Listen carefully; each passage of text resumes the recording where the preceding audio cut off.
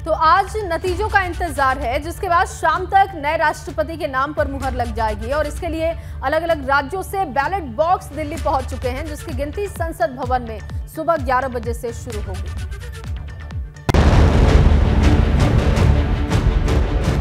आज शाम तक तय हो जाएगा कि देश का अगला राष्ट्रपति कौन बन रहा है। 18 जुलाई को हुए चुनाव में पड़े मतों की आज गिनती की जाएगी।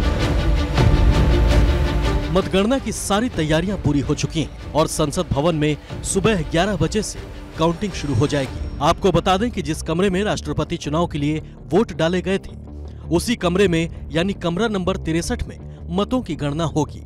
मतगणना के लिए सभी राज्यों की विधानसभाओं से मतपेटियां पहुंच चुकी हैं।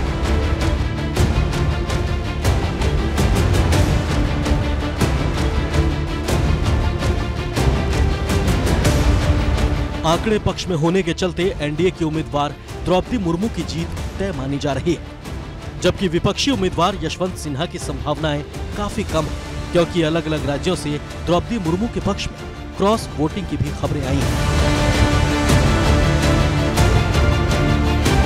मुर्मू का चुनावी अभियान देख रहे बीजेपी सूत्रों का दावा है कि मुर्मू को कम से कम 65% वोट जरूर मिलेंगे, इसलिए उनकी जीत तय है।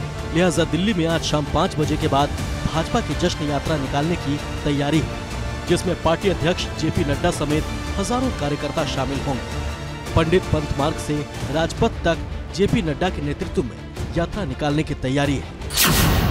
आपको बता दें कि इस बार राष्ट्रपति चुनाव में मतदाता मंडल में कुल 4,809 मतदाता हैं। इनमें 776 सांसद हैं, जबकि 4,033 विधायक हैं। सांसदों के एक मत का मूल्य 700 है, जबकि विधायकों के एक वोट का मूल्य अलग अलग राज्यों में अलग अलग है। विधायकों के एक वोट का मूल्य सबसे ज्यादा 208 उत्तर प्रदेश में है, जबकि सबसे कम 7 सिक्किम में है। सबसे पहले संसद भवन में डाले गए मतों की गिनती की जाएगी। संसद भवन में कुल 730 वोट डाले गए थे। इसके बाद राज्यों में पड़े मतों की गिनती शुरू होगी। अंग्रेजी वर्णमाला के क्रमानुसार 10 राज्यों की मतपेटियां बारी बारी से निकाली जाएंगी। उदाहरण के लिए पहले 10 राज्यों में आंध्र प्रदेश, असम, बिहार, गुजरात, हरियाणा, छत्तीसगढ़ और झारखंड जैसे राज्य शामिल होंगे।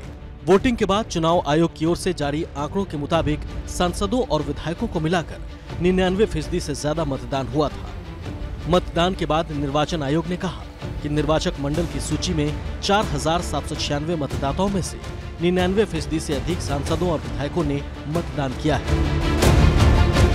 राष्ट्रपति की जीत के बाद उन्हें 25 जुलाई को शपथ दिलाई जाएगी, जबकि एक दिन पहले यानी 24 जुलाई को मौजूदा महामहिम रामनाथ कोविंद का कार्यकाल समाप्त हो रहा है। Bureau report, ABP Ganga.